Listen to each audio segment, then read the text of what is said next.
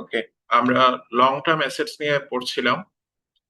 So long term assets এর আমরা impairment নিয়ে ডিসকাস করছিলাম ইন ডিটেলে পসিবল কত ক্লাসে।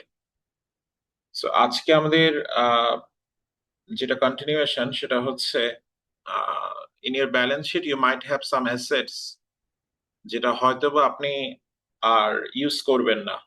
I mean your purpose is not যে আপনি এটাকে হোল্ড করছেন ফর ইউজ, রেদার আপনি ডিসাইড করে ফেলেছেন that you will be selling this asset.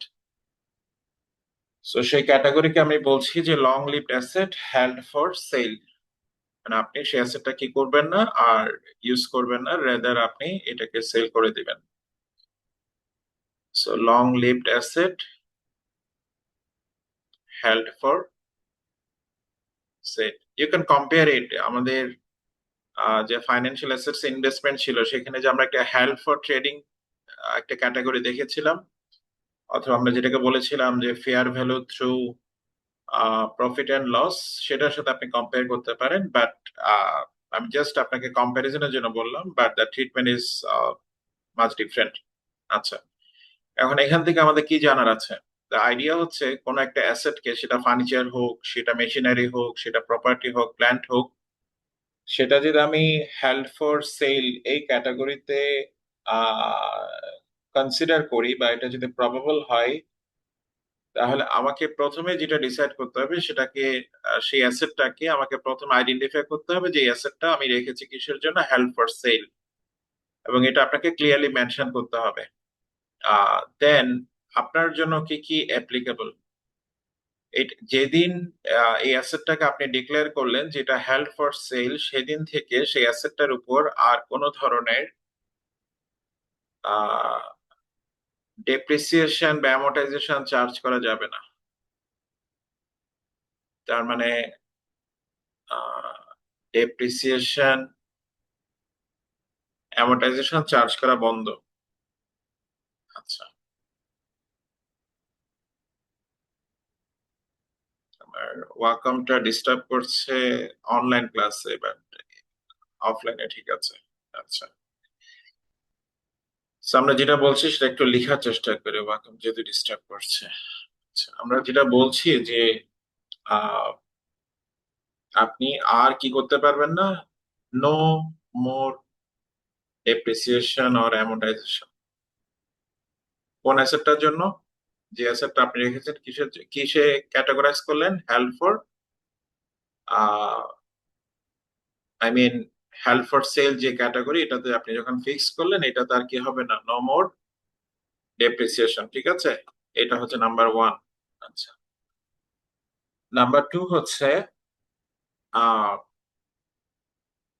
যেহেতু আপনি আহ এই অ্যাসেটটাকে আপনি রেখেছেন সেলিং এর পারপাসে, তো এই অ্যাসেটটা এখনো তো আপনি সেল করেন না, আপনি রেখেছেন সেলিং এর পারপাসে। বাট ইট মাইট বি যে সেই অ্যাসেটটার ভ্যালু তো চেঞ্জ হতে পারে, মার্কেটে কমতে পারে, বাড়তে পারে।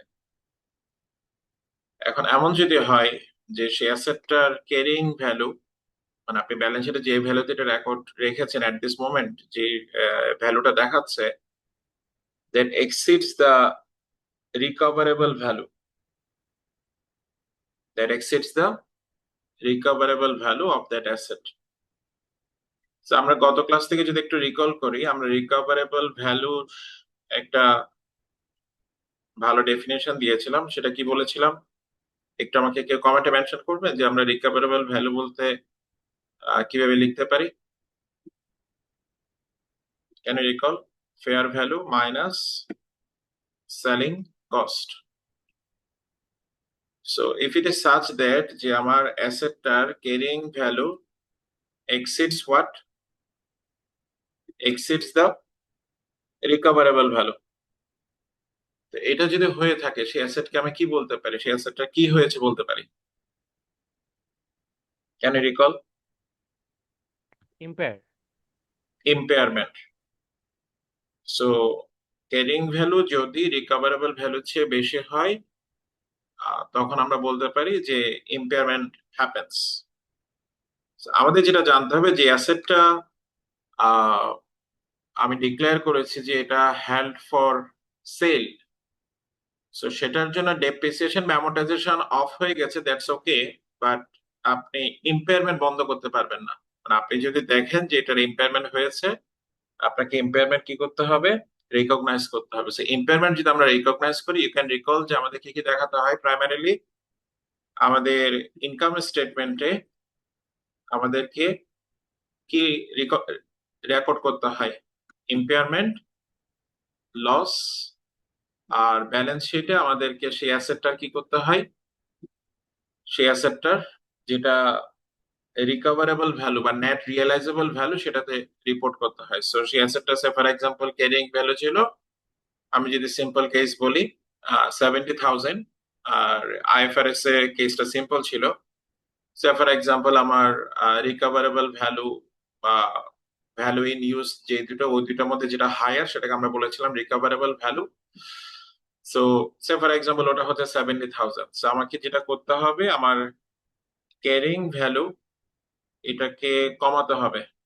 ক্যারিং ভ্যালু রিডিউস টু, মানে এটাকে আমরা কি করব? Carrying value is written down to which ভ্যালুতে নিয়ে আসবো?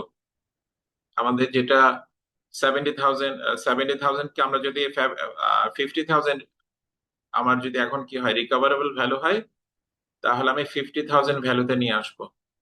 এই যে আমার ব্যালেন্স শিটের ভ্যালু অ্যাডজাস্টমেন্ট, এটাকে আমরা বলছি মানে এই দুটো কাজ হচ্ছে আমার কিসের জন্য করতে হয়? ইম্পেয়ারমেন্টের জন্য করতে হয়। ঠিক আছে? আচ্ছা। আহ এখন you can recall another case which is connected with impairment. সেটা ছিল যদি আমার আহ, আমার কি হয়, ইম্পেয়ারমেন্ট যদি মানে ইম্পেয়ারমেন্ট রিভার্স করা যায় কিনা। So, আমরা অন্যান্য অ্যাসেটের ক্ষেত্রে বলেছিলাম যে IFRS allows the reversal of the impairment loss up to the original impairment loss, but US GAAP কি করে না?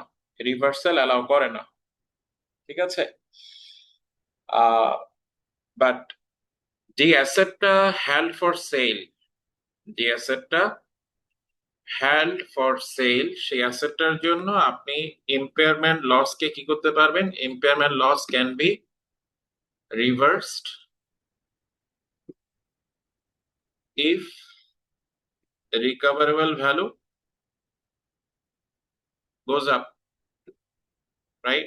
So recoverable value যদি কিসের চেয়ে বড় হয়, ইম্পেয়ারমেন্ট কে আমরা কখন রিভার্স করতে পারি? যখন রিকভারেবল ভ্যালু যখন কিসের চেয়ে বড় হবে? আমার ক্যারিং ভ্যালু চেয়ে যখন বড় হবে। নোট দ্যাট এই ক্যারিং ভ্যালুটা কমে আসছে কেন? আমার ইম্পেয়ারমেন্ট লস হয়েছিল সেজন্য। ঠিক আছে? তো আমি কি করতে পারবো? রিভার্স করতে পারবো। But US GAAP and the IFRS both allows the reversal of the impairment loss, particularly in which case? কোন কেসে? আমার যখন লং লিভড, আমি যেটা একটু আগে লিখলাম, long lived asset held for sell, এই ক্যাটাগরিতে US GAAP and the IFRS both allow reversal of the impairment. But the condition is that আপনি যে রিভার্স করবেন সেটা ম্যাক্সিমাম কতটুকু করা যাবে? সে আপনি 70,000 থেকে ইম্পেয়ারমেন্ট চার্জ করেছেন 20,000, এখন ক্যারিং ভ্যালু হয়ে গেল 50,000। এখন পরে দেখা গেল রিকভারেবল ভ্যালু হয়ে গেছে 80,000, বাট আপনি কি করতে পারবেন না? 50,000 থেকে 80,000 এ রিভাইজ করতে পারবেন। আপনি ম্যাক্সিমাম কতটুকু কতটুকু কতটুকু আপওয়ার্ড রিভিশন করতে পারবেন বলেন দেখি? 20,000 নাকি 30,000? কতটুকু ম্যাক্সিমাম রিভিশন করতে পারবেন? 20,000। কোথায়? হ্যাঁ, ম্যাক্সিমাম লিমিট হচ্ছে আপনার যতটুকু অরিজিনাল ইম্পেয়ারমেন্ট লস হয়েছিল ততটুকু। তো আপনার অরিজিনাল ইম্পেয়ারমেন্ট লস ছিল কত? 20,000। 70,000 মাইনাস 50,000। সো আপনি অ্যাসেটের ভ্যালু 80,000 হোক, 90,000 হোক, আপনার ম্যাক্সিমাম রিভার্সাল কিন্তু কতটুকু? 20,000। ঠিক আছে? দিস ইজ দা ডিসকাশন আমরা যেটা করতে চেয়েছিলাম, for which thing long lived asset held for sell. আচ্ছা, এরপর আমরা পরে যে ডিসকাশন সেটাতে যাই, সেটা হচ্ছে আমার ডি রিকগনিশন। আমরা তো যে ডিসকাশনটা করছিলাম লং লিভড অ্যাসেটের রিকগনিশন নিয়ে ডিসকাস করছিলাম প্রাইমারিলি গত ক্লাসে বা আগের ক্লাসে। এখন একটা অ্যাসেট যদি আপনার should I say, আপনার বিজনেস থেকে আপনি কি করেন, ডিসকার্ড করেন, মানে আপনি একটা একটা আপনার অ্যাসেটকে আপনি রাখবেন না, তখন আপনি কি করবেন? তখন আপনার অ্যাসেটটা তো ব্যালেন্স শিট থেকে কি করতে হবে, রিমুভ করতে হবে। সো ব্যালেন্স শিট থেকে আপনি যখন একটা অ্যাসেটকে কি করেন, রিমুভ করেন, সেটা যে অ্যাসেটে হোক সেটা না, সেটাকে ফর্মালি কি বলা হয়, মানে আপনি যখন ব্যালেন্স শিটে অ্যাড করেন সেটাকে বলা হয় রিকগনিশন, রাইট? মানে ব্যালেন্স শিটে হোক, ইনকাম স্টেটমেন্টে যখন আপনি অ্যাড করেন বা রিপোর্ট করেন সেটাকে কি বলা হয়, রিকগনিশন। আর আপনি যদি বাদ দেন তাহলে সেটাকে আমরা কি বলবো? Derecognition. এটাকে বলবো আমরা just D recognition, just the inverse one, ঠিক আছে? আচ্ছা, এখন ডি রিকগনিশন তিনটা ভাবে হতে পারে, সেটা আমরা বলছি। সো কি কি ইস্যু আসতে পারে সেটা নিয়ে আমরা ডিসকাস করি। আচ্ছা, প্রথম ইস্যু হচ্ছে আপনি সিম্পলি আপনার অ্যাসেটটাকে সেল করে দিতে পারেন, ঠিক আছে? This is number one. Number two, আপনি যেটা করতে পারেন, আপনার অ্যাসেটটা, you probably have heard about something called barter trade, আপনি এক্সচেঞ্জ করতে পারেন। Have you heard about the swap platform people use for swapping their exchanging their electronic items? শুনেছেন সোয়াপ প্ল্যাটফর্মটা? আপনি জি আপনার, স্যার। হ্যাঁ হ্যাঁ, তো জি স্যার। কেন? এক্সচেঞ্জ, ঠিক আছে? আচ্ছা, নেক্সট ওয়ান হচ্ছে অ্যাবান্ডনমেন্ট, বা আমি অ্যাবান্ডন লিখছি সিম্পলি। আচ্ছা, তাহলে এই তিনটা ভাবে আপনার অ্যাসেট কি হতে পারে, আপনার অ্যাসেট ব্যালেন্স শিট থেকে সরে যেতে পারে বা আপনার অ্যাসেট আপনার কোম্পানি থেকে বিদায় নিতে পারে, রাইট? তিনটা ওয়েতে, একটা সেলিং, আরেকটা এক্সচেঞ্জ, আরেকটা অ্যাবান্ডন। আচ্ছা, এখন তিনটা কেসে কিন্তু আমার ডিফারেন্ট ইস্যুস হতে পারে। আচ্ছা, আমরা প্রথম সেলিং কেস নিয়ে ডিসকাস করি, সেটার সাথে আপনি ফ্যামিলিয়ার থাকার কথা। আচ্ছা, আমরা যখন সেল করি তখন আহ আমার গেইনও হতে পারে, লসও হতে পারে, রাইট? সো গেইন কখন হয়, যখন আমার selling proceeds is greater than the carrying value, right? Carrying value মানে আমি ব্যালেন্স শিটে যে ভ্যালুটাতে রিপোর্ট করছি অ্যামোর্টাইজড সেটা। আচ্ছা, লস কখন হতে পারে, যখন আমার জাস্ট এটার উল্টোটা, selling proceed is less than carrying value, এটা যখন হবে তখন আমার কি হবে, লস হবে, রাইট? আচ্ছা, তো আমি এই মুহূর্তে কি করছি, আমি এই মুহূর্তে সেলিং এর কথা বলছি, রাইট? আমি একটা পুরোনো অ্যাসেট আমি কি করে দিব, সেল করে দিব। আচ্ছা,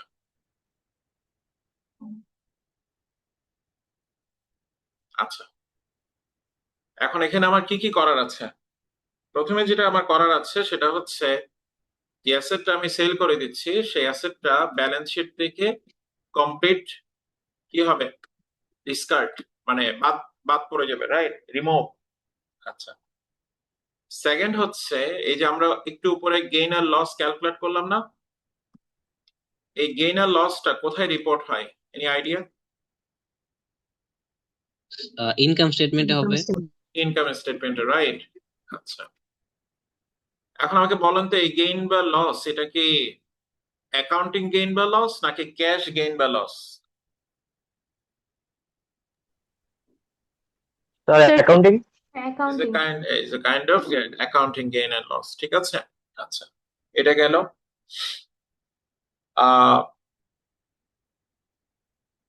দেন আর কি কি হতে পারে, তাহলে আমরা গেইন আর লস কে ইনকাম স্টেটমেন্টে রিপোর্ট করলাম, আর আমি যেটা সেলিং প্রসিডস পেলাম এটা কি আমি ক্যাশে পেলাম না? এই যে এটা আমি যে সেলিং প্রসিডসটা পেলাম, এটা কিসে পেলাম, ক্যাশে পেলাম, রাইট? আইডিয়ালি এটা ক্যাশে বা চেকে হোক, যেভাবে হোক আপনি ক্যাশে পাচ্ছেন। কিসের ক্ষেত্রে? সেলিং এর ক্ষেত্রে। সো এটা আপনি কোথায় রিপোর্ট করবেন? Any idea? যে অ্যামাউন্টটা ক্যাশ ব্যালেন্স শিট। পেলেন, এটা কোথায় রিপোর্ট করবেন? এটা কি ব্যালেন্স শিটে। কারেন্ট অ্যাসেটে হবে? অ্যাসেটে আপনার ক্যাশ হিসাবে ইন স্যার হলো, ক্যাশ ফ্লো স্টেটমেন্টে। ক্যাশ বাড়লো, ক্যাশ বাড়লো। Then don't you think that যে আমাদের ক্যাশ ফ্লো স্টেটমেন্ট পড়ানো হয়েছে বাই দিস টাইম? শুরু করেছেন? ক্যাশ ফ্লো স্টেটমেন্ট শুরু করেছেন? আমাদের টপিকে ক্যাশ ফ্লো স্টেটমেন্ট আছে। আচ্ছা, না স্যার, এখন শুরু করা হয়নি। ক্যাশ ফ্লো স্টেটমেন্ট, এখানে আমাদের we show what are the sources and what are the reasons we are collecting cash or disbursing cash, right? So আমার তিনটা ক্যাটাগরি, একটা হচ্ছে অপারেটিং, একটা ইনভেস্টিং, একটা ফাইন্যান্সিং। আমি কি করি? আমি যে ক্যাশ পেলাম, cash from what? Cash from selling long lived asset. এই ইনফ্লোটা কোন ক্যাটাগরির ইনফ্লো? এটা কোথায় আসবে? স্যার ইনভেস্টিং এর আন্ডারে। ইনভেস্টিং এ আসবে, ঠিক আছে। আর আমি যদি ক্যাশ স্পেন্ড করতাম কিসের জন্য? লং লিভড অ্যাসেট পারচেস করার জন্য, সেটা কোত্থেকে মাইনাস হতো? ইনভেস্টিং ক্যাশ ফ্লো থেকে ওখানে নেগেটিভ হতো, ঠিক আছে। আচ্ছা, তাহলে এটা গেল কিসের জন্য? এই আলোচনা আমরা কিসের জন্য করলাম? সেলিং এর জন্য, রাইট? আচ্ছা, এখন আমরা এটাকে কন্টিনিউ করি। যদি আমি সেল না করে, এটা যদি আমি সেল না করে থিঙ্ক অফ আমি এক্সচেঞ্জ করতাম, আমি যদি কি করতাম? এক্সচেঞ্জ করতাম, তাহলে কি কি ব্যাপার হতো? আচ্ছা, এক্সচেঞ্জটা আসলে কিভাবে হয়? ফর এক্সাম্পল, আমার একটা অ্যাসেটের ক্যারিং ভ্যালু আছে, আর ক্যারিং ভ্যালু আমরা কিভাবে ক্যালকুলেট করি? Can you recall the amortised cost? Amortised cost আমরা কি বলেছিলাম?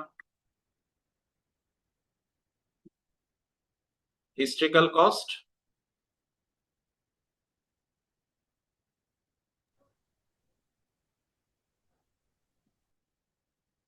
Historical cost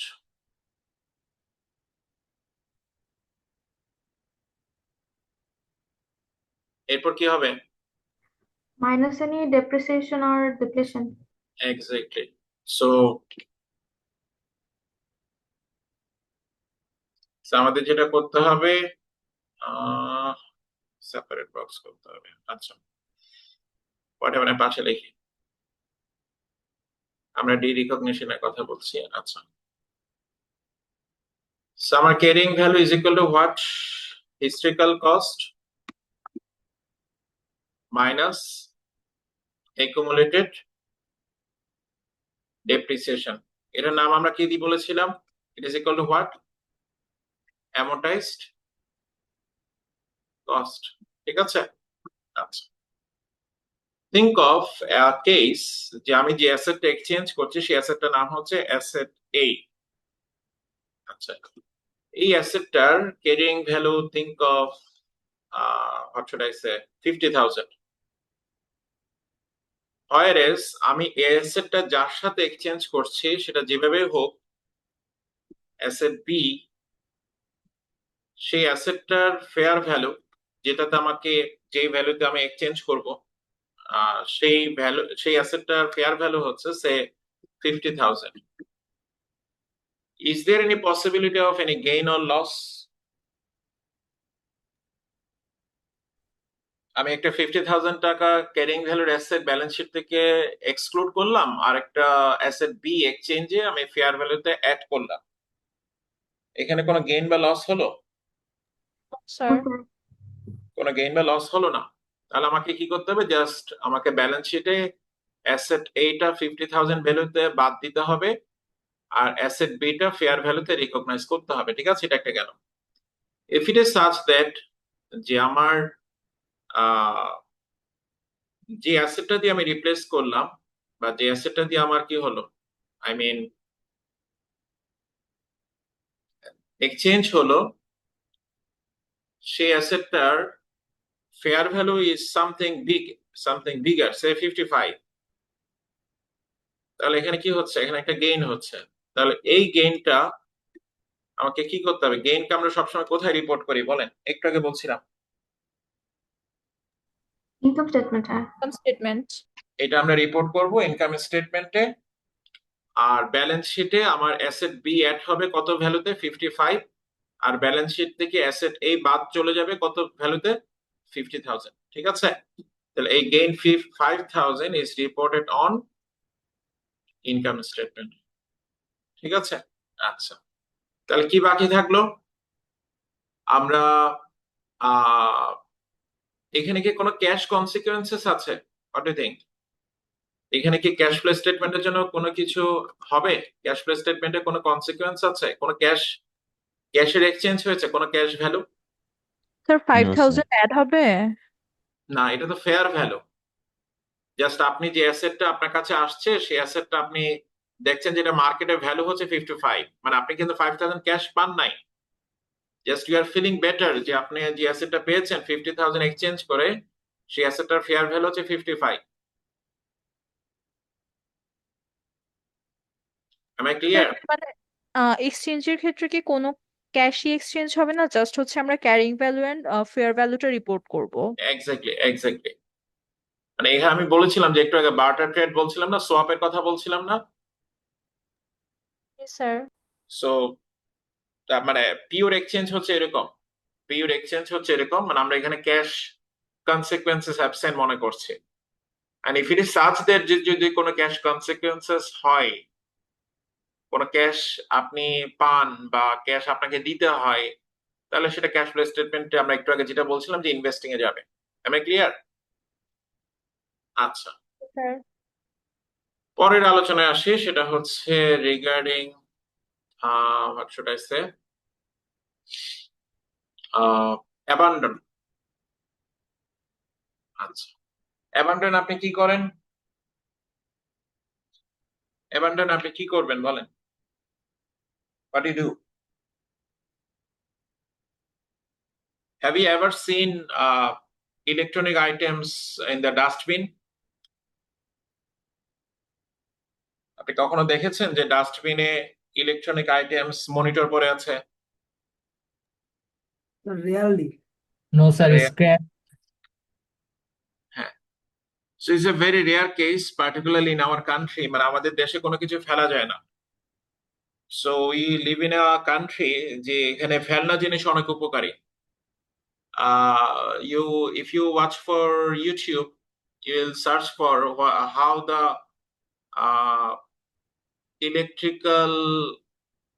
electrical disposals can be valuable. So আমাদের যে কম্পিউটার গুলো বা সিপিইউ বলেন, মনিটর বলেন বা মোবাইল বলেন, এগুলো যেগুলো নষ্ট বা ফেলে দেওয়া হয়, এখান থেকে বেশ ভালো অ্যামাউন্টে গোল্ড পাওয়া যায়, বেশ ভালো অ্যামাউন্টে মেটাল পাওয়া যায়। এবং এটা নিয়ে বাংলাদেশে ভালো একটা ইন্ডাস্ট্রি গড়ে উঠেছে, যাদের কাজ হচ্ছে এই ফেলনা ইলেকট্রনিক্স থেকে এই ভ্যালুয়েবল মেটালস গুলো কালেক্ট করা। ঠিক আছে, it is a not hygienic industry, not I mean good for the environment, but এরকম ইন্ডাস্ট্রি গড়ে উঠছে। ঠিক আছে, আচ্ছা, কথাটা কেন বলছি, কারণ হচ্ছে যেসব দেশে আপনার এই ধরনের ইন্ডাস্ট্রি গড়ে উঠে নাই, সেখানে আপনি খুব কমনলি দেখবেন ইলেকট্রনিক আইটেমস বলেন বা ফার্নিচার বলেন, সোফা বলেন, মানে আপনি ডাস্টবিনে যেভাবে কিচেন আইটেমস গুলো ফেলেন বা কিচেনের ময়লা ফেলেন, ঠিক সেভাবে ডাস্টবিনের পাশে দেখবেন যে বড় সোফা পড়ে আছে বা আলমিরা পড়ে আছে, ক্যাবিনেট পড়ে আছে বা কম্পিউটার পড়ে আছে, এরকম। ঠিক আছে, তো আমাদের দেশে আপনি দেখেন না, কারণ আমাদের দেশে এগুলোকে সেন্টার করে কিছু ইন্ডাস্ট্রি গড়ে উঠেছে, যে সো যারা হয়তো আপনার বাসা থেকে এগুলো এসে নিয়ে যায়। বাট ইন ডেভেলপ কান্ট্রিজ এরকম কিন্তু ব্যবস্থা নেই, আপনাকে জাস্ট এটা রাখতে হবে, so they will actually dispose it. ঠিক আছে, আচ্ছা, হোয়াটএভার। তো কেন বলছি, আপনি যখন অ্যাবান্ডন করে দিলেন, you are actually getting no selling proceeds, so your selling proceeds equal to big zero, right? Your selling proceeds equals to big zero, right? আচ্ছা, এরপর আপনি কি করলেন? ব্যালেন্স শিট থেকে তো অবভিয়াসলি আপনার যে অ্যাসেটটা কি, যে অ্যাসেটটা আপনার অ্যাবান্ডন করেছেন, সেই অ্যাসেটটার যেটা ক্যারিং ভ্যালু সেটাকে কি করে দিলেন? রিমুভ করে দিলেন, রাইট? আচ্ছা, এখন যেহেতু কোনো সেলিং প্রসিড পেলেন না, কোনো সেলিং প্রসিড পেলেন না, সেলিং প্রসিড তো কি, selling proceed is equal two 0, right? Selling proceed is equal two 0, এবং এখান থেকে কিন্তু আপনি কি করছেন না, এখানে আপনি সেলিং প্রসিড ইকুয়ালস টু 0 এবং ক্যারিং ভ্যালু তো সামথিং পজিটিভ, মানে আপনি carrying value might be, carrying value 0 হতে পারে, বাট আমি ধরে নিচ্ছি যে carrying value is something positive. So এখানে একটা তাহলে কি হয়েছে? লস হয়েছে। তাহলে এই লসটা কোথায় রিপোর্ট করবেন? This loss is reported here, কোথায় রিপোর্ট করবেন? Okay, loss is reported on income statement. তাহলে আমরা ব্যালেন্স শিটে কিভাবে ট্রিট করতে হচ্ছে, কিভাবে ইনকাম স্টেটমেন্টে ট্রিট করতে হচ্ছে, there is actually no cash flow consequences, এই ব্যাপারগুলো জানলাম। for which case long lived asset held for sale, ঠিক আছে? আচ্ছা, আমরা পরের আলোচনায় যাচ্ছি। পরের আলোচনাটা হচ্ছে this is something, I mean transferring of long lived asset, but little bit special. আচ্ছা, for example,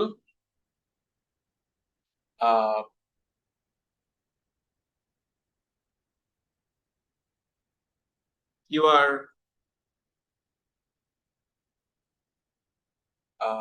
shareholders,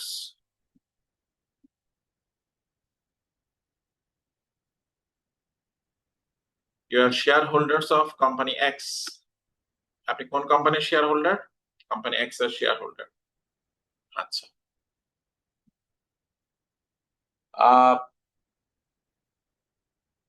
এখন কোম্পানি এক্স, সে ফর এক্সাম্পল কোম্পানি ওয়াই কে ওন করে,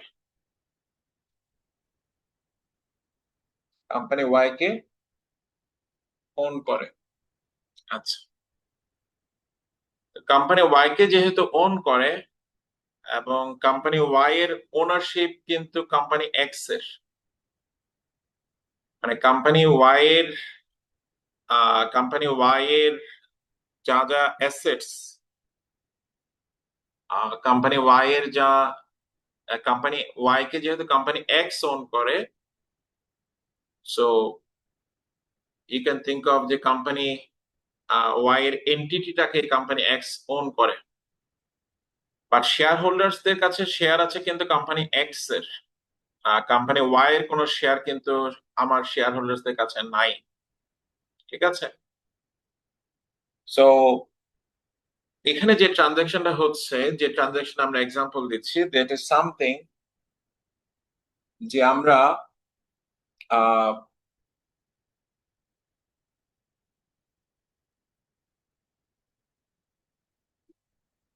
কোম্পানি ওয়াই কে সেপারেট করে দিলাম, company Y has been separated with its assets. Company Y তে assets আছে, এখন কোম্পানি ওয়াই কে সেপারেট করা মানে কি? কোম্পানি ওয়াই এর যে শেয়ারস গুলো কোম্পানি এক্স ওন করতো, এই শেয়ার গুলো কোম্পানি এক্স এখন কি করে দিবে? ছেড়ে দিবে। So company X will drop ownership of company Y, ঠিক আছে? ওনারশিপ কিভাবে রাখা যায়? ওনারশিপ বলতে আমরা কাকে মিন করছি? স্টকস। আচ্ছা, এখন কোম্পানি এক্স যদি এমন ভাবে ট্রানজেকশনটা ডিজাইন করে যে কোম্পানি ওয়াই এর যে শেয়ারস গুলো যেগুলো কোম্পানি এক্স ছেড়ে দিচ্ছে will be distributed to share holders of company x. কাদেরকে দেওয়া হবে?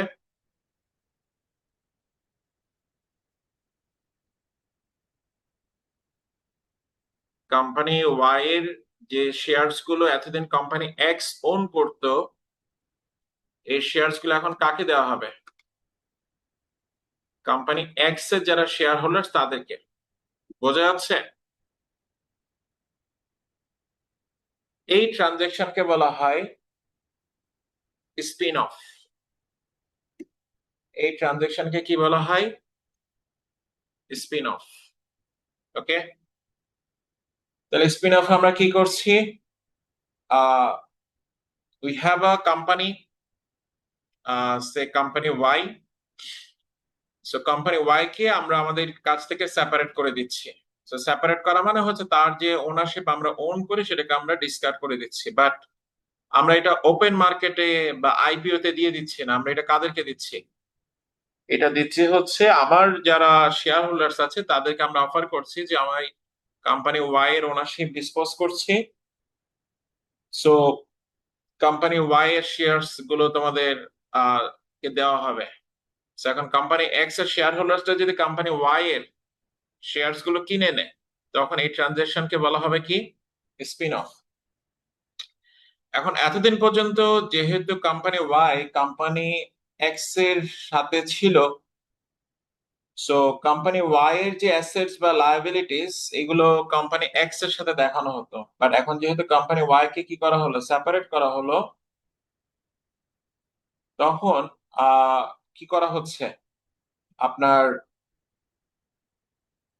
কোম্পানি ওয়াই এর অ্যাসেটস এন্ড লায়াবিলিটিস কি হয়ে গেল? সেপারেট হয়ে গেল। ঠিক আছে? আচ্ছা, সো যেহেতু কোম্পানি ওয়াই কে কোম্পানি এক্স সেল করে দিচ্ছিল, সো কোম্পানি ওয়াই কে কোম্পানি কোম্পানি ওয়াই এর অ্যাসেটস গুলো কোম্পানি এক্স কি নামে রিকগনাইজ করেছিল এতদিন? কেন রিকল একটু আগে যে আমরা ডিসকাস করেছিলাম held for sale. Okay, so এখানে কিন্তু কোনো প্রফিট বা লস হচ্ছে না, because it is transfer to the shareholders of the parent company. So no profit loss. So এটা একটা ক্লাসিক এবং ইন্টারেস্টিং এক্সাম্পল আছে, সেটা আমরা একটু আপনাকে দেখানোর চেষ্টা করি। সেটা kind of 3Com and the palm.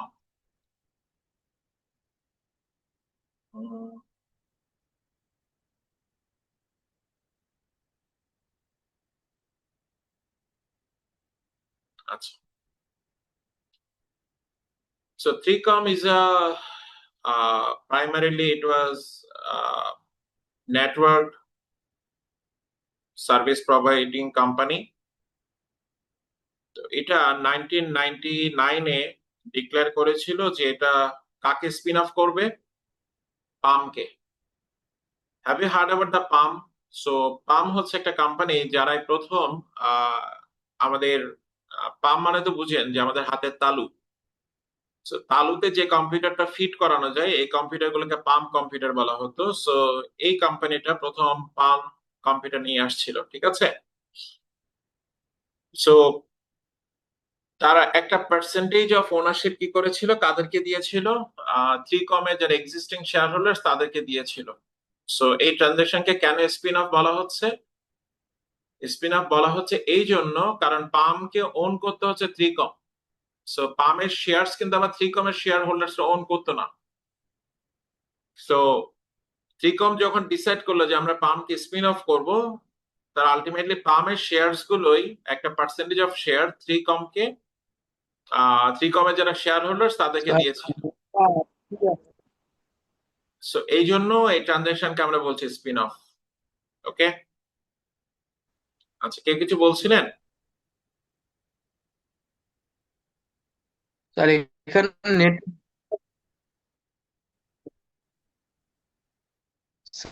Sir নেটে আটকে আসতেছে আপনার কথা, এটা কি আমার এখানে নাকি সবার এখানে বুঝতেছি না। আচ্ছা, বাকিরা বলবেন। লেনোভো পিসির নাম দেখা যাচ্ছে। স্যার আমার এখানে ঠিক আছে স্যার, ভাইয়াটা একটু স্যার আটকে ঠিক আছে আসতেছিল। স্যার আমাদেরও ঠিক আছে।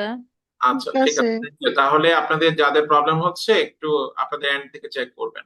ওকে, থ্যাংক ইউ। আচ্ছা, সো আমরা এই পার্টির ডিসকাশন আমাদের এতটুকু। স্যার